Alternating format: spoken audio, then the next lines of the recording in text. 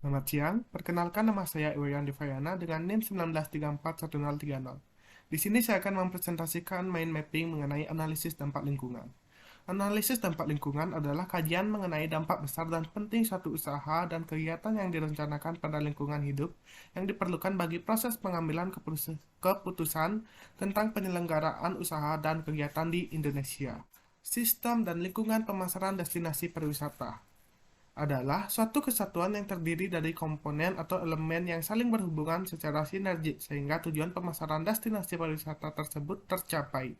Komponen-komponen atau elemen-elemen pemasaran destinasi pariwisata merupakan suatu jaringan antara pembeli, penjual, beserta aktor-aktor lainnya yang saling mempengaruhi dan saling memiliki ketergantungan di dalam suatu tempat yang sama, yang biasa disebut dengan marketplace.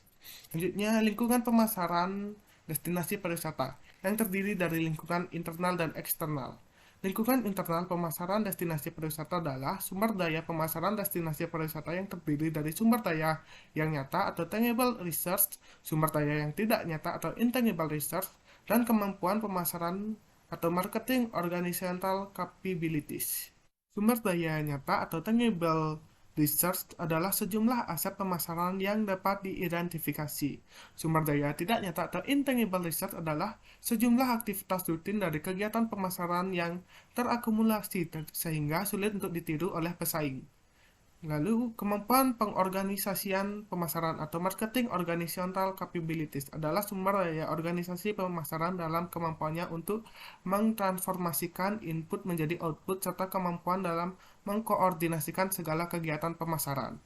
Lalu lingkungan eksternal adalah segala sesuatu yang memberikan pengaruh secara tidak langsung mempengaruhi kegiatan internal pemasaran destinasi pariwisata. Lingkungan eksternal pemasaran destinasi pariwisata terdiri dari lingkungan eksternal makro dan mikro, seperti berikut.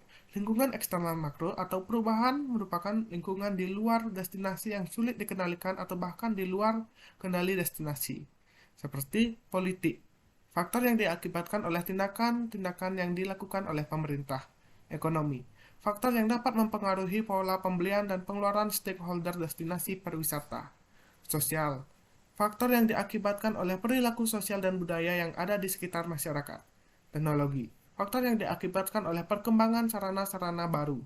Peraturan. Faktor yang diakibatkan oleh penetapan peraturan-peraturan atau regulasi. Ekologi. Faktor yang diakibatkan oleh lingkungan alam, baik yang bersifat alami maupun yang diakibat oleh perbuatan manusia. Lalu lingkungan internal mikro, yaitu berbagai kekuatan yang dekat dengan destinasi yang mempengaruhi kemampuan untuk melayani pelanggannya. Lingkungan ini terdiri dari pelanggan akhir, yaitu pengunjung dan wisatawan. Perantara, yaitu penyedia atau saluran distribusi. Pesaing, yaitu destinasi yang membidik target pasar yang sama dengan destinasi yang kita miliki. Pelengkap, yaitu destinasi yang saling melengkapi dengan destinasi yang kita miliki. Pemasok, yaitu penyedia sumber daya yang tidak dimiliki oleh pengelola destinasi. Lalu sifat lingkungan pemasaran destinasi pariwisata. Sifat tersebut ada 4. Yang pertama adalah volatility, adalah sifat dari lingkungan yang sangat dinamis terus berubah menjadi lebih tidak stabil setiap hari. Uncertainty adalah sifat dari lingkungan yang menjadi lebih sulit untuk diantisipasi. Complexity adalah sifat lingkungan yang semakin modern dikarenakan semakin mudahnya akses ke dunia global. Ambiguity adalah sifat lingkungan yang semakin sulit untuk dijelaskan dengan benar. Topik selanjutnya adalah perilaku pelanggan destinasi pariwisata. Pelanggan destinasi pariwisata adalah semua pihak yang merespon segala aktivitas pemasaran pengelola destinasi pariwisata. Lalu pengertian perilaku pengunjung adalah ilmu yang mempelajari bagaimana seluk-beluk mengapa orang-orang melakukan kegiatan perjalanan pariwisata, bagaimana mereka memilih destinasi, apa saja yang mempengaruhi keputusan mereka, faktor-faktor apa saja yang menciptakan nilai dan kepuasan mereka, mulai dari sebelum berkunjung, pada saat berkunjung, dan sesudah berkunjung. Lalu model perilaku pengunjung didefinisikan dengan berbagai istilah seperti perilaku wisatawan, perilaku konsumen, dan perilaku pelanggan. Faktor internal dan eksternal yang dapat mempengaruhi pengunjung dalam berperilaku sebagai berikut. Pertama, faktor internal. Kapasitas ekonomi, waktu, jenis kelamin, usia, generasi, kondisi fisik, faktor psikologis, dan pengalaman dapat mempengaruhi seseorang dalam memutuskan untuk berkunjung atau tidak.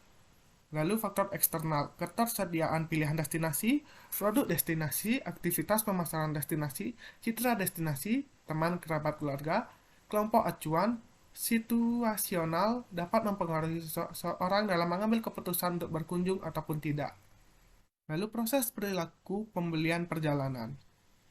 Pendekatan yang lain dalam memahami perilaku pengunjung adalah dengan melihat perilaku menggunakan pendekatan proses pembeliannya. Mulai dari pengenalan kebutuhan, mencari informasi, evaluasi alternatif sebelum membeli, konsumsi di destinasi, evaluasi setelah membeli, dan mengingat dan berbagi. Lalu arus pengunjung. Menjelaskan bahwa pelanggan memiliki 5 tahapan dalam berperilaku untuk membeli sesuatu. Tahapan tersebut disebut sebagai 5A, yaitu aware, appeal, ask, act, dan advocate. Lalu tahapan perjalanan pengunjung atau visitor journey. Di masa ini, persiapan untuk berpergian secara mandiri telah dipermudah karena ketersediaan konten yang menginspirasi dan alat pemesanan yang memungkinkan calon pengunjung memesan perjalanan mereka secara mandiri melalui platform pemesanan digital yang inovatif. Tahapan perjalanan tersebut terdiri dari 5 tahap, yaitu dreaming, planning, booking, experiencing, dan sharing. Lalu topik selanjutnya adalah riset pasar dan pemasaran destinasi pariwisata. Perbedaannya adalah riset pasar mencakup tentang kecenderungan pasar, perilaku pasar, besaran pasar, segmentasi pasar, dan target pasar. Sedangkan riset pemasaran mencakup aktivitas pemasaran, evaluasi pemasaran, sikap dan perilaku merek, pengujian konsep, kepuasan, dan loyalitas. Peran riset pasar dan pemasaran. Dengan melakukan riset pasar dan pemasaran, pengelola destinasi dapat mengetahui informasi yang dibutuhkan tersebut secara terpercaya dan meyakinkan. Pengertian riset pasar dan pemasaran adalah suatu kegiatan yang dilakukan secara sistematis untuk mendapatkan informasi yang benar dan dapat dipercaya. Proses riset pasar dan pemasaran. Mendefinisikan permasalahan dan tujuan, lalu menentukan desain penelitian, lalu menentukan sumber daya, memilih teknik pengumpulan data dan menyiapkan instrumen, lalu mengumpulkan data, menganalisis data, menyiapkan laporan penelitian, dan mengkomunikasikan temuan dan rekomendasi. Generasi Z perspektif, yaitu generasi Z on healthcare, gaming, the gaining importance of Gen Z, Gen Z career and education, Gen Z on finance, dan the Gen Z customer. Sekian presentasi dari saya. Terima kasih, Miss.